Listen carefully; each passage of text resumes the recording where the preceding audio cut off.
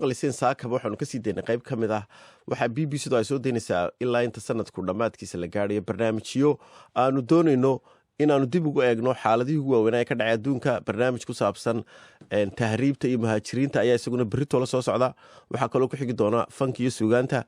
iminkase waxaynu u gelaynaa xaggaas iyo Somalilan. wariyaha BBC-da ayaa barnaamij soo diyaariyey ka hadlaya sanadkan bal wixii Somalilan ka dhacay, siyaasadda un maahay xitaa dhaqanka iyo suugaanta iyo waxyaalaha kale. waxaanu idin kala baxaynaa idinka iyo Axmed Siciid Cige. Somaliland sanadka 2015 waxaa soo maray dhacdooyin xagga siyaasadda u badnaa oo ku saabsanaa khilaafkii muddo korinta xukuumadda iyo golaha wakiilada, khilaafkii baarlamaanka iyo xukuumadda, iyo khilaaf dhex maray xukuumadda xisbiga kulmiye dhexdeeda kadib markii wasiiro ay iscasileen. dhacdooyinka kale ee sanadka 2015 soo maray Somaliland waxaa ka mid ahaa qaxootigii dagaalada Yemen ka soo cararayay ee berbera soo gaadhayay, kooxda riwaayadaha caanka ku ah tiyaatarka Shakespeare oo markii ugu horeysay timi Hargeysa sanadkii 2015 iyo dad caan ah oo geeriyooday sanadka 2015 oo aynu soo qaadi doono. haddii aan ku bilaabo khilaafka muddo korinta xukuumadda, waxa ay ahayd 9kii bishii Maaris 2015 ayaa guddiga doorashooyinka Somaliland waxay ku dhawaaqeen in diiwaangelinta codbixiyaasha doorashada madaxtooyada iyo golaha wakiiladu ay bilaabanayso dabayaaqada bisha Julaay 2015, taasi oo ah in doorashadii la filayay in ay dhacdo 26 Juun 2015 ay dib u dhacayso. afayeenka guddiga doorashooyinka Siciid Cali Muuse ayaa sidan u dhigay markaasi doorashada anoo ka hadlaynaa asaan idin sheegnay diiwaangelintu ayaanu idin sheegaynaa. diiwaangelinta haddii eebba idmo waxay bilaabanaysaa bisha maxay tahay Juulaay haddii eebba idmo aakhirkeeda. runtii ma aha waqti rasmi ah oo maxay ahayd kama go'aan ay tahay ama kama dambaysa. su'aal Siciid ana su'aal ku weydiinaya. Siciid waxaad sheegtay afayeenkii aad ku hadlaysaa komishanka doorashooyinka, arrin muhiim ah baad ka hadlaysaa, doorasho waad ka hadlaysaan, waxaad ku celcelisay dhowr jeer doorasho ka hadlimayno. 9 bilood baad tiri ayaanu hawsha ku qabananaa, soo ma aha macnuhu 26 Juun sanadka 2015 ma qabsoomayso doorasho oo dib u dhacday. anagu kuma oranayo doorashada dib u dhacday. anagu waxaanu ka hadlaynaa Axmed waa kuu sheeg, waxaanu ka hadlaynaa waxa weeye diiwaangelin. waa kuu sheego markii hortaan ku maahmaa waxa ku yiri oo dhacmeed sida u sareeyaan baa loo kala qaadaa. anagu waxaanu ka shaqaynaynaa hawsha aan ku jiraa waa diiwaangelin, taana kala hadlayana waa taa hadda su'aal ga weydiinayso waa kaaga jawaabaya. sharcigu laakiin soo oran maayo bilaa diiwaangelin laguma gelayo doorashadii madaxtooyada iyo baarlamaanka. taa macnaheedu Soomaaliya kugu celiya markale doorasho ma dhacayso. idinka la idinka sugaya waad ogtihiin labada xisbi mucaaradku waxay ku eedeeyeen xukuumadda inay iyagu iyo xisbiga kulmiye inay lug jiidayaan doorashadii aanay rabin oo korin ay doonayaan. waxaana yiraahdeen xukuumadda iyo xisbiga kulmiyena xaqiina ku soo riixeen waxay yiraahdeen waa in komishanka doorashooyinka maalintii sheega. anagu ma shameeyno shuruucda kama shaqeyno. shuruucda dalka dad baa ku shaqeeya oo hawsha qaabilsan oo su'aalahaasi ay tahay inaad weydiiso. anaga waxa uu weydiiyay waxa weeye wax farsamo sidii aanu hawsha ku qabanaynay, sidii hawsha aanu ku qabanayno ku bilaabaynayna waan idin sheegnay. markaasi kadib 9kii bishii May 2015 ayaa saddexda xisbi ee ka jira Somaliland ee wadani kulmiye iyo u cid kulamaha ay yeesheen waxay ku heshiiyeen in doorashada lagu saleeyo inaha ay dhacdo 15 Noofambar 2016 si diiwaangelinta markaasi loo dhameystiro. 11kii bishii May 2015 ayaa golaha guurtida Somaliland fadhi ay yeesheen waxay cod aqlabiyada ay ku ansixiyeen in xukuumadda iyo golaha wakiilada Somaliland ay sii hayaan xilkooda oo ku ekaa 27kii Julaay 2015 ilaa 27 Abriil 2017 oo bil ka horna la qabto doorashada, taasi oo ku beegan 27 bisha Maaris 2017. waxa muddaxilaadkii madaxweynaha iyo ku-xigeenka madaxweynaha oo ku eg 27 bisha 7 2015 lagu sameeyay kororsiimo ka bilaabmaysa 28 bisha 7 2015 ilaa 27 bisha 4 2017. golaha wakiilada oo dhammaadka muddaxileedkoodu ku egyahay isla wakhtigaasi waxa lagu sameeyay muddo kororsiimo ka bilaabmaysa 28 bisha 7 2015 ilaa 27 bisha 4 2017. hase yeeshee go'aanka guurtida ee muddo korinta xukuumadda iyo golaha wakiilada waxaa diiday labada xisbi ee mucaaradka ee ka jira Somaliland waa xisbiga wadani iyo xisbiga ucid. laakiin waxaa soo dhaweeyay xisbiga talada haya ee kulmiye khilaaf ayaa ka dhex abuuray markaasi mucaaridka iyo xukuumadda iyada oo aakhirkiina labada xisbi ee mucaaridka ahi ay maxkamadda sare ay u gudbiyeen dacwad ka dhan ahayd muddo kordhinta xukuumadda iyo golaha wakiilada 18 bishii August 2015 ayay maxkamadda sare ku dhawaaqday qaraar ay ka gaadhay dacwadaasi iyadoo raacday go'aanka golaha guurtida waa kan gudoomiyaha maxkamadda sare garyaqaan aadan xaaji cali axmed maxkamadda dastuuriga waxay soo saartay qaraarkan fasiraada ah ee soo socda koow waxay go'aamisay maxkamaddu ku dhaqanka xilliga qabsoomidda doorashada madaxweynaha madaxweyne ku-xigeenka iyo golaha wakiilada inuu noqdo sida ku cad faqradda ba qaybta shanaad ee go'aanka guurtida kuna beegan bil ka hor dhammaadka muddada xilka loo kordhiyey madaxweynaha iyo madaxweyne ku-xigeenka iyo golaha wakiilada jamhuuriyadda somalilan oo ku dhammaanaya 27 bisha afraad 2017 si waafaqsan qodobka 8aad faqradda labaad iyo qodobka 24aad faqradda labaad iyo saddexaad ee dastuurka Somaliland waxa ay maxkamaddu laashay hesiiskii saddexda xisbi qaran ee kulmiye wadani iyo ucud ee ku taariikhaysan 27 bishii shanaad 2015 mana laha wax dhaqangal sharci ah maadaama golaha guurtidu aanay aqbalin soo jeedintii xisbiyada si wax ka bedel iyo kaabid loogu sameeyo go'aanka muddo kordhinta golaha guurtida ee ku taariikhaysan 12 bishii shanaad 2015 waxa ay go'aamisay maxkamaddu in maalinta doorashada madaxweynaha iyo madaxweyne ku-xigeenka iyo golaha wakiiladu noqoto 28 bisha saddexaad 2017 kuna beegan bil ka hor dhammaadka muddada xilka loo kordhiyey oo ah 27 bisha afraad 2017 waana in si rasmi ah u soo cayinto guddiga doorashooyinka qaranku isla markaana waa in madaxweynuhu ku soo saaro dikreeto sida uu dhigayo qodobka 8aad xeerna number 20 2001 go'aanka maxkamadda sare waa ay ogolaadeen markii dambe xisbiyada mucaaridka ee u cid iyo wadani arintaasina halkaasi ayaa lagu soo afjaray isla goobta oo ay joogeen maxkamadda ayaan ku weydiiyey Faysal Cali Waraabe bismillaahir rahmaanir rahiim horta waa soo dhaweynaa maxkamadda go'aankeeda waana ixtiraaminaa waxaan jeclahay insha Allah taala inuu khayr ka dambeyn doono in la qaato oo doorashadii waa diyaar garoobaysan anagu go'aanka maxkamadda waa qaadanna Cabdiraxmaan Maxamed Cabdiraxmaan Reer gudoomiyaha xisbiga mucaaradka ee wadani anagu go'aanka maxkamadda aanu qaadan marka diyaar baa u tihiin inaad xil waqtiga ay gooyeen waa aqbalay go'aanka maxkamadda waa qaadanayna Muuse Biixi Cabdi gudoomiyaha xisbiga talada haya kulmiye waa aqbalay waqtigii ay gooysay maxkamadda sare go'aankeeda waa la qaadanayaa waanu aqbalay maxaad kale ku daraysaa khayr Allah ka dhigaa ku daraya kororsiimada markaa ma jirto adigu xisbi xaakimka batay maxkamaddii waa jirtayba imakana khilaafkii baarlamaanka iyo xukuumadda Somaliland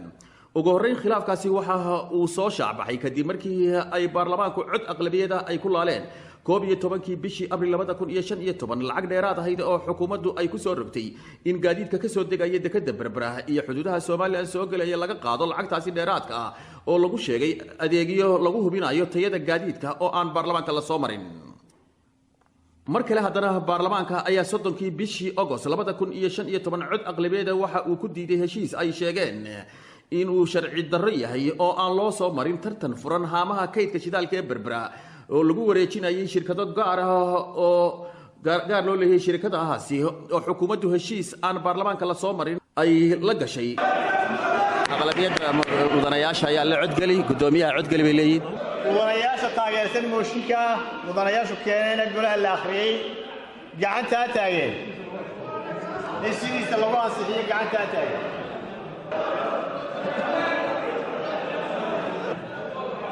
hala dejiyo mudanayaasha diidan in la ansixiyo mooshinka sida lagu keenay gacanta ha taageen mudanayaasha aamusay gacanta ha taagaan go'aanka ku dhawaaqaya 40 mudanaha taageeray go'aanka lagu ansixinayo mooshinka 9 mudane way diideen 5 mudane way ka aamuseen gudoomiye mu codaynin mooshinka sidaas ku ansaxay Cabdiraxmaan Rayiif kelmad kale aan ku weydiinaya gudoomiye cabdiraxmaan markaa mooshinkani muxuu yahay markaas hadda dadka u sheegto waxaan ansaxay imanka waxa ansaxay in la laalo heshiiskii lagu bixiyey haamaha berbere waxaana soo jeedinaya mooshinko in haamaha wasaaradda ganacsiga la hoosgeeyo dawladduna maamusho marka waa dhammaatay markaasi inay dawladdu maamusho wixii lala galay waxba kama jiraan wey markaasi sharikadii gaarka ee shalayna halkan laga hadlay warbixintooda waa go'aan gole waxaan u gudbinaynaa madaxweynaha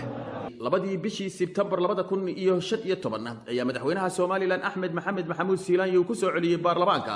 go'aankii ay ku laaleen kireynta haamaha shidaalka ee berbera isagoo madaxweynuhu sheegay in dastuurku uu ogol yahay in xukuumaddu kireyn karto oo ay iibin karto hantida dawladda laakiin gudoomiyaha golaha wakiilada ayaa isaguna jawaab ugu celiyay madaxweynaha u sheegay in aan tartan loo soo gelin kireynta haamaha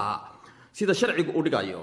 xaaladdu markay halkaasi marayso ayaa 12kii bishii Sebtembar 2015 ayaa mudanayaasha baarlamaanka ee xukuumadda la jira waxa ay dooneen in ay go'aanka baarlamaanka hore uu u diiday ay ka ansixiyaan mar kale laakiin waxa ka dhacay halkaasi baarlamaanka fadhigaasi buuq gaadhay in gudoomiyaha Cabdiraxmaan Maxamed Cabdilaahi Cabdiraxmaan Ciro iyo ku-xigeenkiisa koowaad Baashe Maxamed Faarax ay feer iskala daalaan mudanayaasha hortooda sidan ayayna wax u dhaceen waxay noo socotay dooda xerosaadka afeeshaada waxa leeyahay mooshin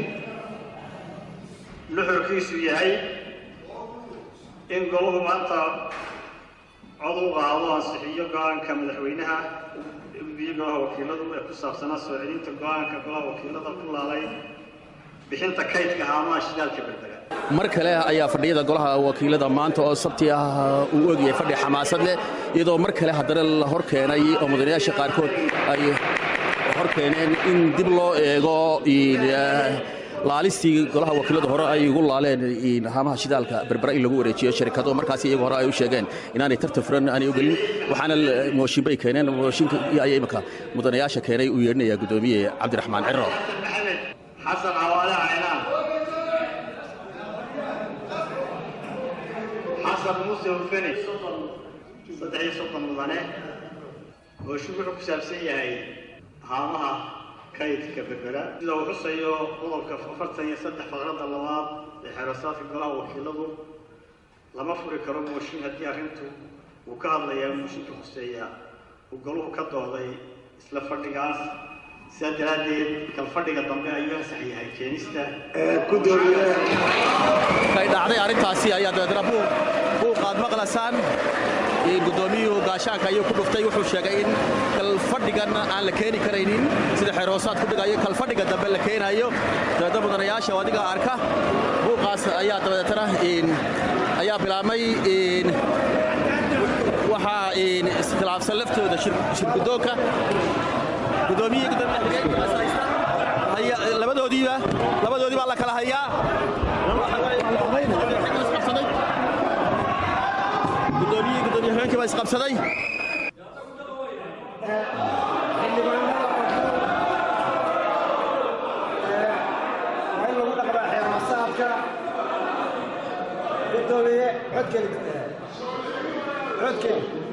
waxaan idiin sheegayaa hadduu golahu uu yeesho laba gudoomiye laba madaxweynena way jirayaan waddanka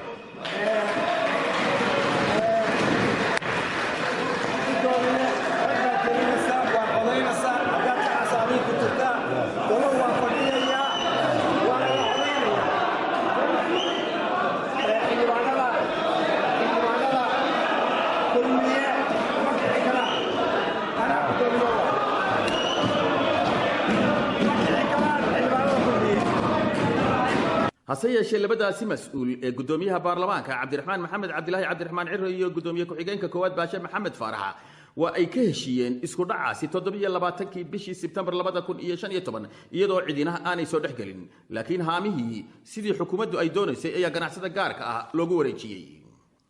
imakana khilaafka kale ee xukuumadda kulmiye dhexdeeda ee sanadka 2015 soo maray Soomaaliland waxa uu soo bilaabmay 28kii bishii February 2015 markaas oo wasiirkii maaliyadda Cabdilcasiis Maxamed Samaale oo madaxweynuhu u bedelay isku shaandhayn uu ku sameeyay golihiisa wasiirada inuu noqdo wasiirka cusub ee wasaaradda waxbarashada uu diiday inuu noqdo wasiirkaasi Cabdilcasiisna markaas sidan ayuu sheegay waxaan u caddaynayaa madaxweynaha jamhuuriyadda somalilan iyo shacbiga reer somalilanba inaanan aqbalin qabashada xilka cusub ee wasaaradda waxbarashada iyo tacliinta sare ee madaxweynuhu ii magacaabay sababta oo ah inaan madaxweynuhu xilkan cusub iga talagelin madaxweynaha waxaan uga mahadnaqayaa sidii fiicneed ee aan u wada shaqaynay intii xilka wasaaradda maaliyadda aan hayay laakiin cabdilcasiis maxamed samaale wasiirada ugu awooda badanna waad haydo dee wasiirka maaliyaddaad ahayd markii horena dee gudoomiye ku-xigeenka baarlamaanka oo xisbiga kulmiye ayaad ahayd ragga lafdhabarka oo lagu tilmaamayey marka isku shaandhayn la samaynayo dee badanaa miyaa laydin weydiin jiray waad mahadsantahay axmed runtii horta sideedaba ama baarlamaan ha noqoto xilkii aan hore u haye gudoomiye ku-xigeenka ama ha noqoto xilka wasaaradda maaliyadda in haye mid walba runtii xil culus oon ummadda u hayay buu ahaa waxaana filayaa in si wanaagsan oo ilaahay raalli ka yahaan u gutay hase yeeshee haa qofku markuu xil hayo ama xil la doonay in loo magacaabo in la talageliya aad iyo aad ma la oran karaa cabdilcasiis samaale inay arrintan inaanad xil ka qaban wasiirada ay ka weyn tahay oo markii hore hogaanka xisbiga kulmiye iyo masalan musharaxnimada xisbiga kulmiye siilayo kadib loolan uu jiray oo garab muuse biixi hogaaminayay iyo garab adiga cabdilcasiis samaale uu hogaaminaya tiino dabeetana aad u aragto markaa imaka in garabkii kale ka gacan sarreeyey axmedow mawduuca hadda ka hadli maayo waxaan jecelahay madaxweynaha inaan uga mahadnaqo muddadii aan wada shaqaynaynay wasaaradda maaliyadda aan hayay sidii wanaagsaneydeen u wada shaqaynay waxaanan jecelahay warkayga inuu ku koobnaado inaanan diyaar u ahayn inaan qabto xilkaa cusub ee madaxweynuhu uu jeclay maalmo ka bacdina waxaa iscasilay la taliyihii madaxweynaha ee arrimaha bulshada la haybsooco barkhad jaamac iyo wasiirkii warshadaha abiib diiriye waxaa iscasilaadaasi ay la xidhiidhay khilaaf ku aadanaa loolanka xagga murashaxa madaxweynaha ee xisbiga kulmiye dhexdiisa khilaafkaasi oo si cadna u soo shacbaxay 26 bishii Oktoobar 2015 markii uu soo dhawaaday shirkii golaha dhexe xisbiga kulmiye oo lagu dooranayay murashaxiinta doorashada soo socota ay iscasileen 5 wasiir oo ay ku jireen wasiirkii madaxtooyada Xirsi Cali Xaaji Xasan iyo wasiirka arrimaha dibadda Maxamed Biixi Yunis waxa kale oo iscasilay 5 wasiir ku xigeen madaxweyne Axmed Maxamed Maxamuud Siilayo si degdeg ah ayuu istiqaaladahaasi u aqbalay wasiirada iscasilay isla maalintiiba waxaana uu sheegay sidan iscasilada waxaa arkaa dadku haddii ay la socon kari waayaan maamulka dowladda jira iyo madaxtinimada ay la socon kari waayaan inay iscasilaan xaq bay u leeyihiin dowladduna isku adkayn maysa waxa weye halkoodii dad kale unbaa gelaya insha allahu tacaala muxuu ahay dowladdu waxa weeye madaxtooye weeye madaxweynaha xukuma haddii wixii la socon kari waaya ee la jaan qaadi kari waaya maamulka jira markaa iyo duruufaha dalka ee jira dee xaq bay u leeyihiin iscasilaan haddii iscasilayaan iska tagay halkoodii dad kale unbaa geli madaxweyne Axmed Maxamed Maxamuud Siilayo wasiirada iscasilay 5 wasiir baa kamid ah oo wasiirka arrimaha dibadda uu kamid yahay wasiirkii madaxtooyada uu kamid yahay wasiirkii cadaaladda wasiirkii shaqada iyo arrimaha bulshada iyo wasiirka hawlaha guud faahfaahin badan may bixin laakiin wasiirka wasaaradda arrimaha dibadda Maxamed Biixi Yunis oo isagu ahna murashaxa madaxweynaha xisbiga kulmiye dhexdiisa ragga ka loolamaya uu kamid yahay wuxuu ii sheegay in madaxweynuhu ballan qaaday markii hore inuu dhex u noqonayo ragga musharaxiinta ah ee u taagan jagadaasi laakiin haatan uu madaxweyne Axmed Siilayo uu muuqday inuu garab siinayo musharax taagan taa maxad kale eedda lagu soo jeediyay anigu ciidan garab siiye ma jirto golaha dhaxaa ku shuqul leh cid ay soo saartay xisbigu nidaam buu leeyahay sharciyad buu leeyahay qaabka loo maraya waa sharci cadaan weeye halka ay martuun baan maraya xisbigu halku badidu u bato bartay xisbiga golaha dhaxaa marka waxaad leedahay meel aan ku iri cid gaar ah ama se musharax gaar ah sida hadan ku soo dhawaado Muuse Biixi oo kale gudoomiyaha xisbiga in hal siiyo taageero ma jirto cid gooni anigu yiri hal siiyo ma jirto aan gaar u soo yiri ma ka aqbalaysaa in xubnaha golaha wasiirada ee iscasilay seebaad ka yeelaysaa xubnaha golaha iscasilay haddii iscasilay ikhtiyaarka u leh dalku waa farabaran yahay ummaddu waa farabaran tahay dad badan oo shaqaynaya oo diyaar u abaajiraya qaranka u shaqeeyaan dee ciddii la shaqayn doontaa way la shaqo doontaa ciddii iska tegi doontaa way iska tegi doontaa insha allahu tacaala laakiin waxa ay sheegeen Cabdilcasiis Maxamed Samaale Maxamed Biixi Yunis iyo Axmed Cabdi Kijaande oo intuba murashaxiin u ahaa xisbiga kulmiye in madaxweynuhu la saftay murashaxa kale ee Muuse Biixi Cabdi oo ah gudoomiyaha xisbiga kulmiye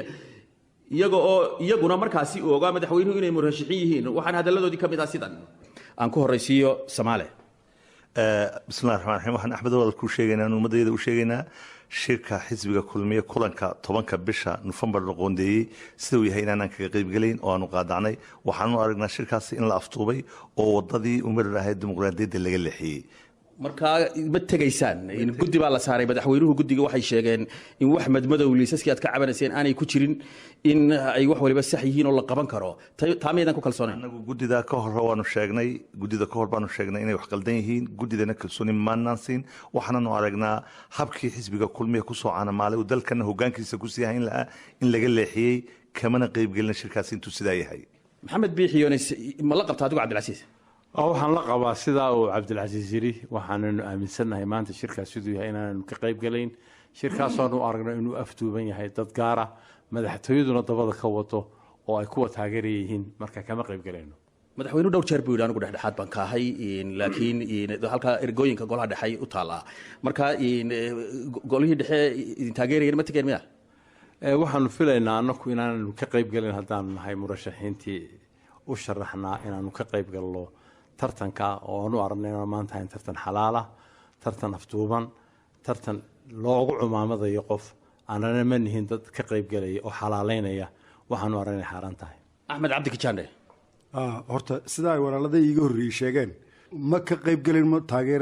taageerayaasheeda waxaanu u sheegaynaa iyo ummadda reer somalilandba inaanu shirkaasi shir xalaala oo lagu tartami karo aanu hayn oo dimuqraadiyaddii iyo sidii lagu yaqaanay xusbiga wada tashigii iyo wada lahaanshigii intaba in laga leexiyey axmed guddi baa la saaray kugu celiyay su-aasha weydiiyey soomaali madaxweynuhu guddi bidii saaray oo dad markaasi lagu tuhmayo aqoon iyo baadhistiiba way soo baadheen arrintii way jeegarayeen liisaskii aad ka cabanayseen waxay dhahan wax khalada kuma aragno waxaan ku leeyahay guddidaasi guddi lanaga arringeliyey maaha guddi maxaan ku dhahay istaandkii iyo mowqifkii aanu ka qabnayn horaanu u sheegnay aanu guddi dhexdhexaada maaha dee qofka soo magacaabay waa kaanu leenahay dhex muhayn ma fahamti markaa sidaa awgeed guddidaasi annaga mid lanoo diray maahayn shirkii kulmiya waxa uu bilaabmay oo uu furmay 10kii bishii Noofambar 2015 waxaana aakhirkii lagu doortay in murashaxa madaxweynaha xisbiga kulmiya uu noqdo Muuse Biixi Cabdi murashaxa madaxweyne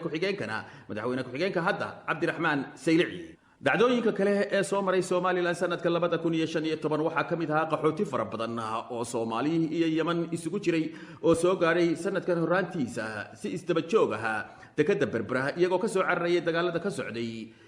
ilaa iyo haatan dalka Yemen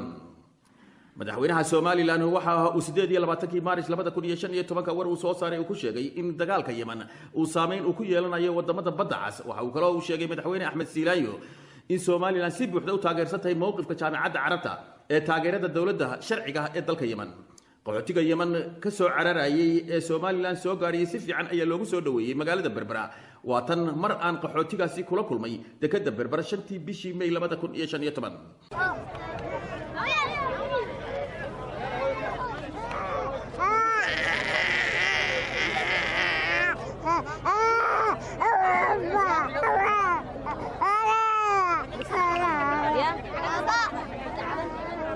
waa doontii labaad ee bishan May oo kaliya soo gaadha dekada Berbera iyadoo oo sida qaxooti kalka kan wada Soomaali ah oo ka soo cararay dagaalada ka holcaya dalka Yemen doonta hoosteeda ayaan haatan joogaa iyadoo oo ay galabta timi in waqtigan uu xagaayay oo kulul yahay dad badan baa ka soo degay oo caruur iyo ay ku jiraan iyo dumarba dadka ka soo degay ayaan doonayaa in aan midkood wareysto magacaaga sheeg magacayga walaal waxa la yiraahdaa Bashiir Ciise Faarax Bashiir bal iga waran doontan iyo inta soo socoteen bal ka war doontan waxaan soo fuulnay shalay habeennimadii baan adigu soo raacnay baday ku bariday dabeel awgeed dhacaysa dabadeedna shalay ayaanu ka soo dhaqaaqnay adigu 6dii aroornimo dadka fuushan iyo inta yihiin iyo bal waxay u kala baxaan iiga sheekay dadku waa 110 hortol inta liiska ku qoran laakiin in aan haysanin sharci iyo wax walba aan hayn oo dawladda Yemeneed ay iska saartay ayaa jira marka waxaan ku qiyaasaynaa 165 wallahi dumar iyo caruur bay u badan yihiin xagee ka kala yimaadeen imaka wadigii sheegay dadkii soo qaban qaabiyaan ka mid ahayn waxay ka yimaadeen dadkaas Sanca Ticis Qaras Cadan meelahaas ayay ka yimaadeen wagaag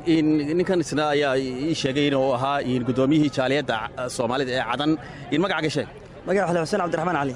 Xuseen bal waran xaaladda ka waran macdabad ka timaadigu cadan baan ka imaa marka muqaad ka soo raacday maqaan ka soo raacay cadan baan ka baxay marka maqaan u baxay 15 cashan maqa ku xayirnaado gaadi sugay ka waran dadkii marka aad leedahay gudoomiyana waxa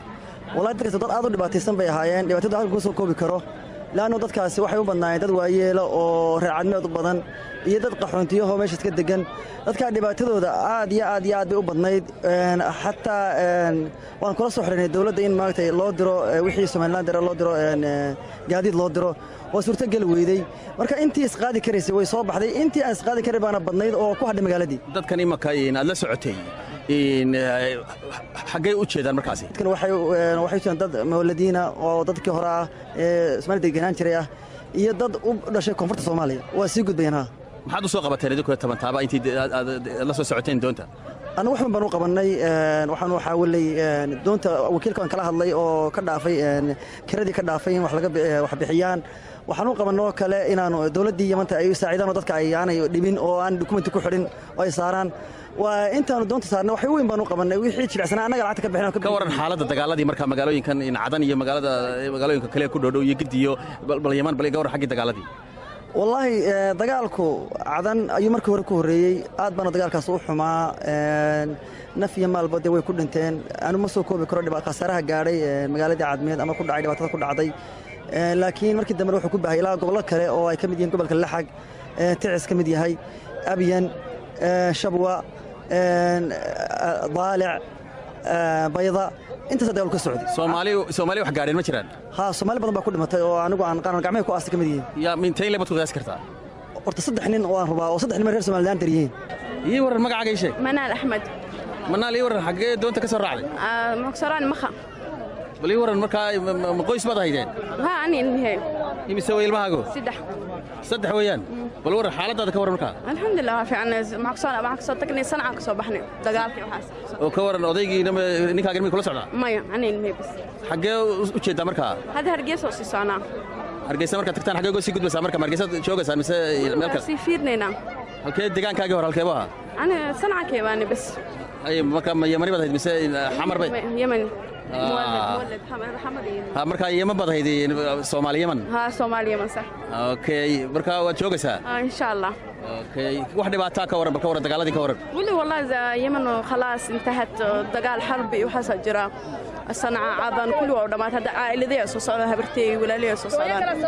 berigi hore ma halkan aad ka tagteen idinku aad ka qaxdeen berigi dagaaladii maya habartay aabahay inta ka tageen inta Sacuudiyaan oo markii hore ka tagay dagaaladii Soomaaliya ayaantii zaman dagaalka waad mahadsantahay dadkan ka soo qaxaya Yemen ee doonyuhu ay wadaan ay soo gaarayeen dekada Berbera mar walba madaxda ayaa soo dhawaysay bal imanka duqa magaalada Berbera Cabdishakuur ciidina baan la taagnay Cabdishakuur bal war dad baa taabinaysay ibako aad ambulance saarayeen bismillaah alxamdulilah baa sida weeyaan waxaan istaan bay u nahay inaan dadka tabaalaysan soo dhaweyno kana warhayna xaaladooda caafimaad iyo xaaladooda qalaba ilaalino marka ambalaasada oo 2 iyo 3 waxay diyaar u yihiin qof kasta xaaladiisu serious tahay la qaado inta ay jid ku soo jireen ku soo xamsan dhinaca kalena haddaynu soo qaadano waxyaabaha soo maray Soomaaliya waxa ka mid ahaa kooxda riwaayadaha caanka ku ah ee tiyaatarka Shakespeare ee London ayaa markii ugu horeysay waxa ay yimaadeen magaalada Hargeysa 28 bishii January 2015 iyagoo horena u soo maray 69 magaalo oo kale oo caalamka ka mid ah muddadii ay joogeen magaalada Hargeysa waxa ay ka dhigeen riwaayad caan ah oo la yiraahdo Helmet oo markaasi dadkuna ay jeclaysteen intaasoo dalbay marayaan dalkii 7aad baynu nahay ay marayaan marka inay Somaliland yimaadaan intaas iyada war ah waan ogahay walka ka sii weyn wuxuu yahay in Hamlet oo ah sheekadii ugu caansan sheeko weligeed la qoro in maanta Somaliland aynu fursad u helayno halkan ku daawano oo dhalinyaradeena